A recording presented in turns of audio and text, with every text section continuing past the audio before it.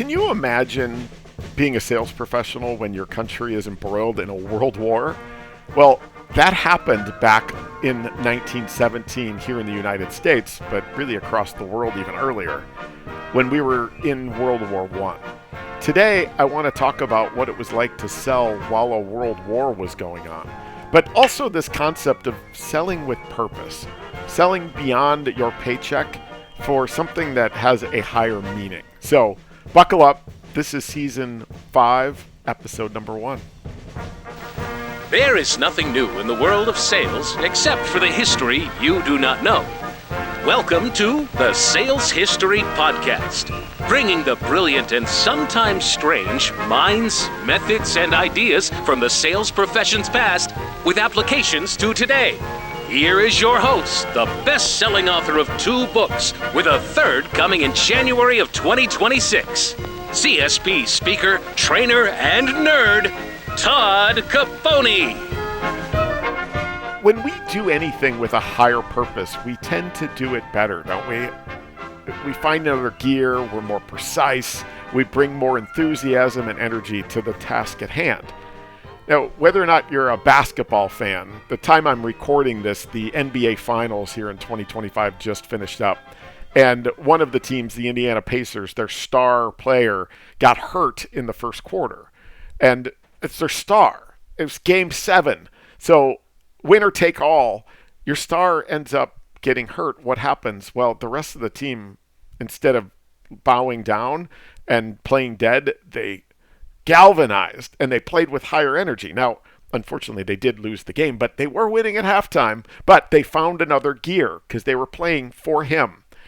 Back earlier this year, February of 2025, the National Hockey League, they took a break from their regular season schedule to play something called the Four Nations. So it pitted country versus country. These players, they get paid to play, but for this, they weren't actually getting paid extra to play in the Four Nations, but the energy, the enthusiasm, it was the most watched hockey tournament of all time. And when the NHL Stanley Cup playoffs just finished here at the end of the season, Four Nations, the viewership was actually higher. Why? Because they played with energy, they played with passion, they played with a higher purpose. Now, what does that have to do with the sales world? Well, as it turns out, a similar circumstance took place in 1917. Salespeople were selling for their country, and as a result, they did things the right way. They sold with purpose, they sold with energy, they sold with a calling beyond just their paycheck. So let's go back to that time. It was July of 1916. The sales world had just held its first significant convention. It took place in Detroit, Michigan. There was over 3,000 people attended what was called the World Sales Congress. Now, as an example of its significance, the opening keynote speaker was none other than Woodrow Wilson, who was the sitting U.S. president at the time. Now, he was finishing his first term in office. His keynote was focused on the importance of salespeople to the overall economy of the country. The theme of both his keynote and the conference itself was encompassed in a single word: service. Now, 1916 also represented a time when Europe was falling into what would become World War I. That the fighting began in 1914, it grew through 1916, and in early 1917, the United States stepped into an active role in the war. In April of 1917, the United States officially declared war against Germany, and along with the declaration, Woodrow Wilson asked for what he called, quote, universal concentration upon preparation for the war. So he was calling on everybody, like, it's time to prepare. And his message to the American people was, quote, let's unite for service. Now, for the sales community, what did it mean to prepare for war? What role could salespeople possibly play in helping the country ready for battle? Well, leading up to the April of 1917 declaration of war, tactically, the sales community had been focused on their own enablement. The World Sales Congress had been planning for its second convention to take place again in Detroit, Michigan in June of 1917. So that's 2 months after the war started. And the question was being asked, should we even have this convention? So who did they ask? Well, Woodrow Wilson was starting his second term, a term, by the way, that he was running on that we would not get involved, but we got involved in the war anyway. But they asked him, hey, should we have this convention? And he himself said yes.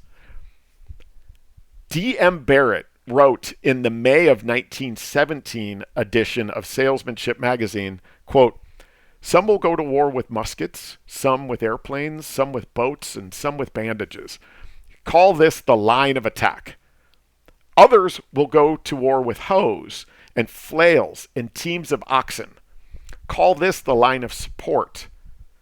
Still others will go to war with pens and traveling bags and adding machines and cash registers. Call this line the bulwark of both attack and support.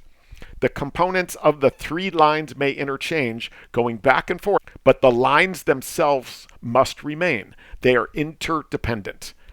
There must be a man to fight, and the man to feed the man who fights, and finally, the man who compensates the feeder of the man who fights. Soldier, farmer, and salesman form the only trio which can triumph in the test to which we are put. So, our military prepared to fight by, quote, compensates the feeder of the man who fights. Barrett is speaking of helping those organizations who are providing the supplies do so with the right products and solutions, sold at the right price, with the right expectation set, delivered as promised. Salespeople helping manufacturers understand what's possible, make the right decisions to aid in their effort, with the salespeople's own commissions and quotas far in the backseat. It required a higher level of trustworthiness, selflessness, and service from the sales professionals. Salespeople served instead of sold. The country respected the profession, trusted the professionals in it, and admired those who helped the feeders of the man who fights. On Sunday, June 10th, 1917, at 9:30 a.m. at the Arcadia Auditorium in Detroit, Michigan, that second annual session of the World Salesmanship Congress kicked off. The orchestra played, the invocation was given by Reverend Joseph A. Vance, the national anthem was sung by all participants, and the WSC, World Sales Congress President, Norval A. Hawkins, gave the opening address of welcome. Ladies and gentlemen, or better, fellow salesmen, I am mighty glad to see you.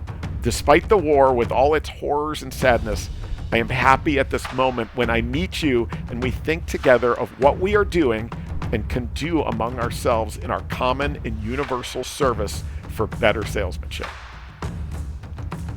Hawkins went on. This is a little longer, so buckle up, but it's so good.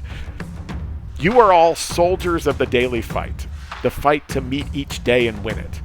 But your enlistment is for a lifetime, not for a short term. You cannot come back from service in the world field after a year or two and wear the hero's laurel for the rest of your life. The public waves no flags and erects no monuments for you. Yet, in this great crisis of civilization, your services are as vital to America and the Allies as the services of the men in the trenches and the professional men and women serving with the Red Cross. The Commander-in-Chief of our Army and Navy, the President of the United States himself, recognizing the vital necessity of an organized army of salesmen to develop the sinews of war, has especially sanctioned this second meeting of our Congress, and our motto is thus entailed for our service now, more than ever, is to our country. Without the salesmen and saleswomen, the efforts of the men in the trenches will be futile. The business of America is the very lifeblood of civilization. If we let American business become sluggish, the life supply of the men who face the bullets will be cut off.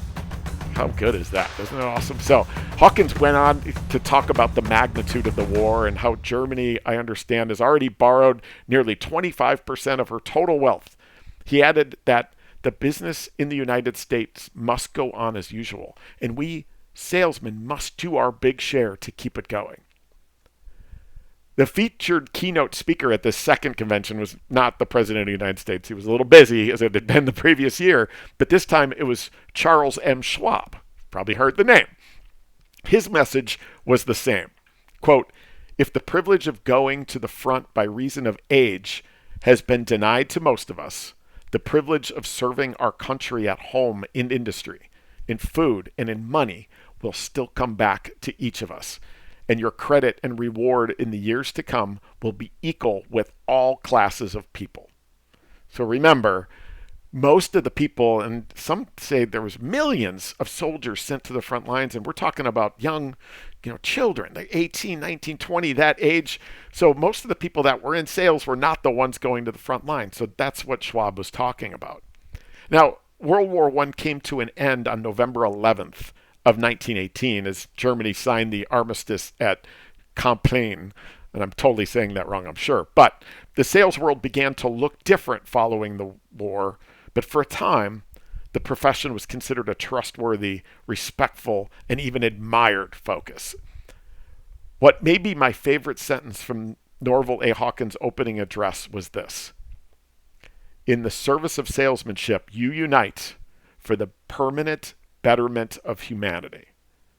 Now, while he spoke this during a time of war and a need for national unity, if we really take a step back and think about what the sales profession means, could this sentence not still apply? Again, in the service of salesmanship, you unite for the permanent betterment of humanity. We know who we're selling to, but what are we working for? I believe that when we embrace the idea that our work matters more than just our paycheck, our quota attainment, and the sustainability of the company we work for, all ships rise. So let's take a look. Although there's instability in the world and we're thinking about this top of mind right now, your purpose is higher than just your quota and just your commissions. And when we look at raising all boats and doing right by our customers and helping them achieve outcomes they never even thought possible, again, all ships rise. So, as always, we'd love to hear what you think. We'd love your feedback. We'd love your ideas. Please share this if you've gotten enjoyment out of it. And there's a lot more to come. So until next time, thanks again for listening.